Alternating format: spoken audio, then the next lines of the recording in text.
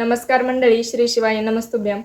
तर पहा की या कलियुगामध्ये पार्थिव शिवलिंगाची पूजा करून शिवशंकरांना प्रसन्न करण्याचा सगळ्यात सोपा उपाय आहे. कारण पार्थिव शिवलिंगाची जर आपण पूजा केली तर त्याचं फळ खूप मोठं भेटतं. आणि पहा त्याची पूजा नेमकं कशी करायची, माती कुठली वापरायची, त्याच्यानंतर त्याला साहित्य काय काय लागतं, त्याचं फळ आपल्याला काय भेटतं, या सगळ्या विषयावरती मी तुम्हाला आज माहिती सांगणार आहे. मी पण पार्थिव शिवलिंगाची पूजा केलेली आहे. आणि या पार्थिव शिवलिंगाचे असे नियम नाही आहेत की तुम्ही या दिवशी करू नका किंवा आता आषाढ महिन्यामध्ये करू नका, श्रावण महिन्यामध्येच करा, किंवा म्हणजे याचे असे कोणतेच नियम नाही आहेत. आपण जर कधी पण पार्थिव शिवलिंग केलं तर त्याचं फळ आपल्याला खूप जास्त प्रमाणात म्हणजे जास्त पटीने भेटत असतं. पहा की शिवपुराणामध्ये सांगितलेलं आहे की आपल्या ज्या दगडाच्या शिवलिंग असतं किंवा आपण कुठं पण बाहेर पाच जे शिवलिंग भेटते त्या शिवलिंगापेक्षा पण आपण जर पार्थिव शिवलिंग बनवलं आणि त्याची पूजा केली तर त्याचं फळ अनेक पटीने जास्त भेटत असतं. तर चला मग मी तुम्हाला सांगते की काय काय सामान लागणार आहे पूजेसाठी आणि ती पूजा नेमकं कशी करायची. तर सगळ्यात अगोदर पहा की आपल्याला शिवलिंग बनवण्यासाठी माती लागणार आहे. आणि एकादशीच्या दिवशी जर हे शिवलिंग आपण बनवलं तर श्री हरी विष्णू योग निद्रेमध्ये जात असतात. त्या दिवशी हरिहर म्हणजे शिवांचा आणि श्री विष्णूंचा मिलाप होत असतो. आणि तो दिवस खूप म्हणजे त्या दिवशी जर आपण शिवांची म्हणजे महादेवांची जर पूजा केली, शिवलिंगाची पूजा केली तर आपल्याला अनेक पटीने फळ भेटत असतं. आपल्याला असं वाटत असतं की एकादशीच्या दिवशी विठ्ठलाची सेवा केली जाते, पण हे पहा विठ्ठलाच्या मस्तकावरती शिवलिंग आहे. त्यामुळे शिवलिंग सगळे देव म्हणजे विठ्ठल श्री हरी विष्णू यांची सेवा, त्याचबरोबर आपल्याला जर आपण पार्थिव शिवलिंगाची पूजा केली तर त्याचं फळ खरंच जास्त पटीने भेटतं. तर पहा माती लागणार आहे, पण माती घेताना स्वच्छ जागा पहा. आपल्या तुळशी वृंदावनामध्ये माती असते म्हणजे कुंडीमध्ये असते, ती माती घ्या किंवा नदीच्या काठची घ्या. बेलाचं झाड जर असेल तर बेलाच्या झाडाच्या खालची पण तुम्ही माती घेऊ शकता, पण स्वच्छ जागेवरची माती घ्यायची आहे. कारण बाहेर आपली वावरातली जर घेतली तर ती चांगली असते नसते नाही का. विकत भेटत असेल तुमच्याकडे तर विकत पण घ्या, पण शुद्ध माती घ्या.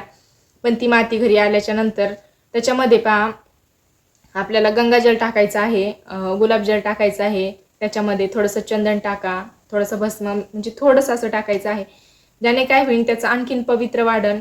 आणि पूजा करायची म्हणजे ज्यावेळेस आपण पार्थिव शिवलिंग बनवणार आहोत त्यावेळेस आपल्याला छोटंसं पार्थिव शिवलिंग बनायचं आहे. असं जास्त मोठं बनवायचं नाही आहे. आपलं छोटंसं तळ हातावरती बसेल एवढं जरी शिवलिंग बनवलं आणि त्याची पूजा करायची आहे आपल्याला.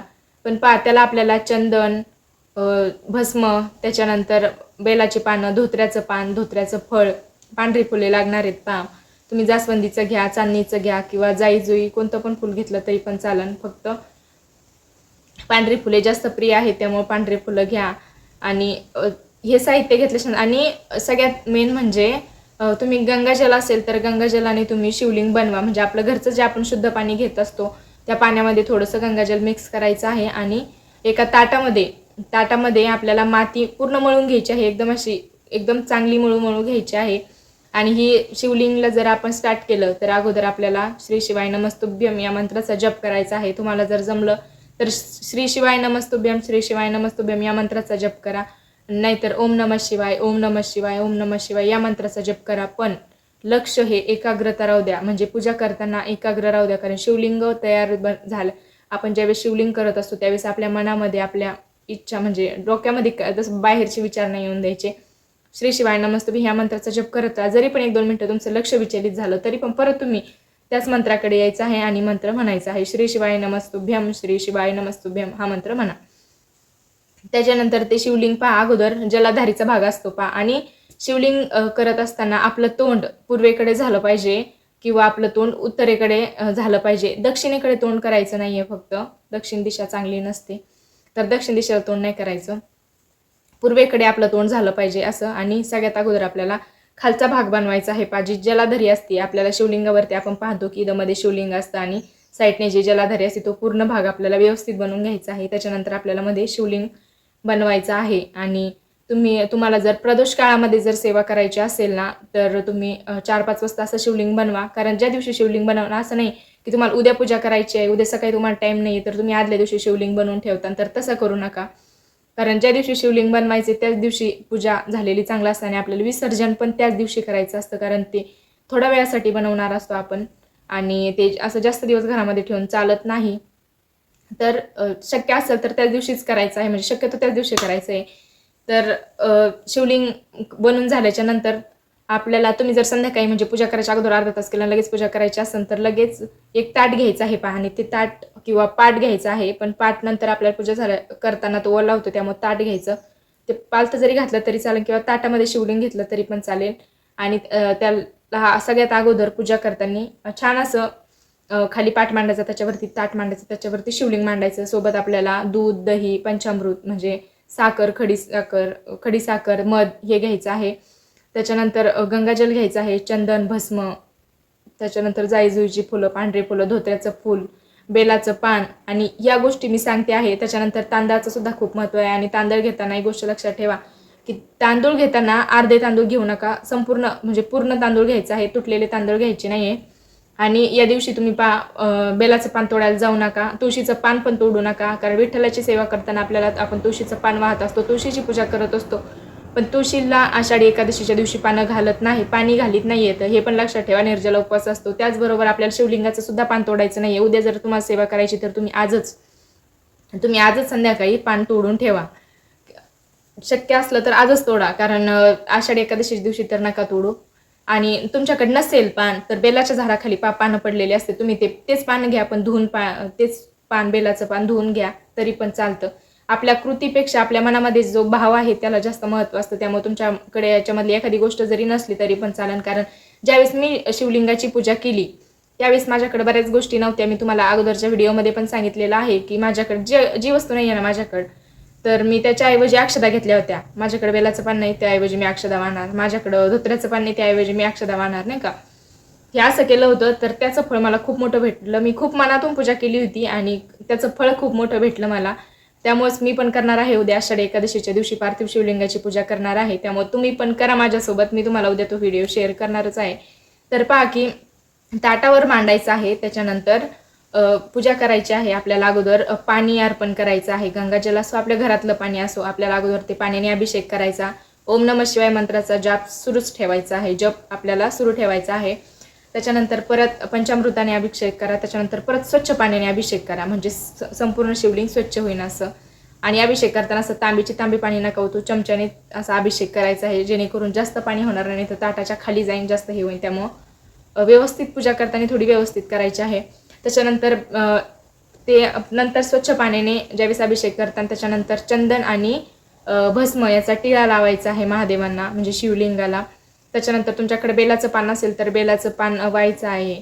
त्याच्यानंतर अक्षदा व्हायच्या आहेत. धोत्र्याचं पान किंवा फळ असेल तुमच्याकडे तर ते व्हायचं आहे.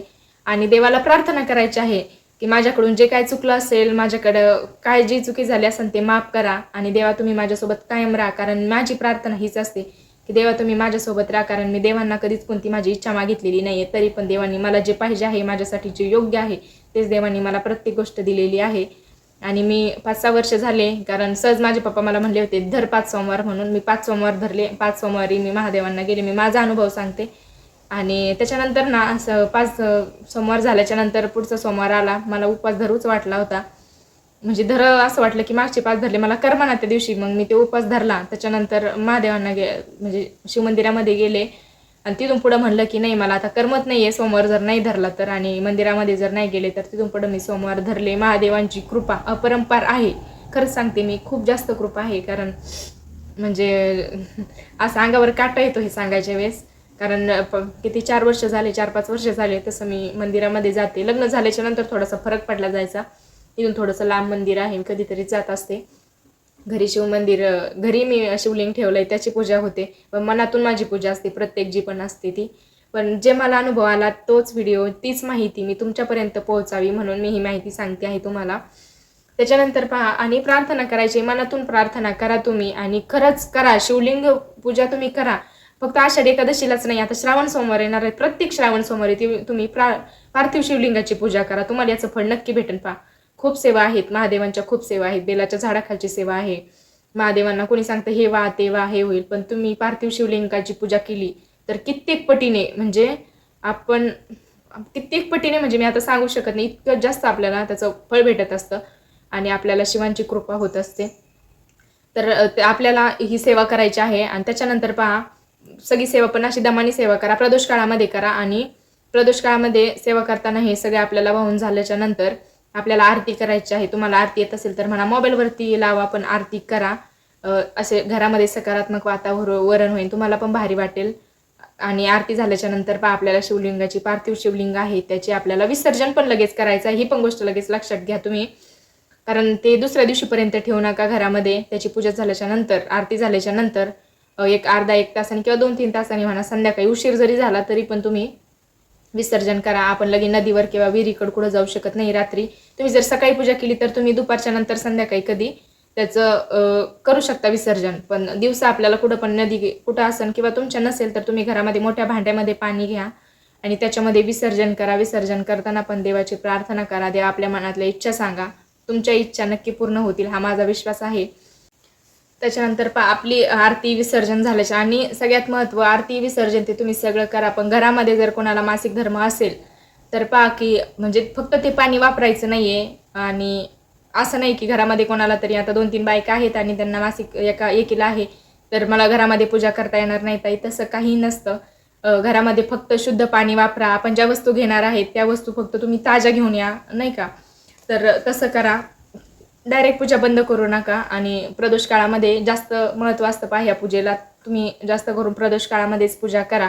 6च्या नंतर 7 वाजेपर्यंत करू शकता किंवा संध्याकाळी 8 वाजेपर्यंत पण करू शकता. पण प्रदोष काळामध्ये पूजा केलेली ह्या सेवेचं फळ अधिक भेटतं. जी माहिती होती मी ती तुमच्यापर्यंत पोहोचण्याचा प्रयत्न केला आहे. तुम्हाला माझा व्हिडिओ कसा वाटला मला कमेंटमध्ये नक्की सांगा. आणि चॅनलवर नवीन असाल तर अशाच नवीन व्हिडिओंसाठी चॅनलला सबस्क्राईब करा.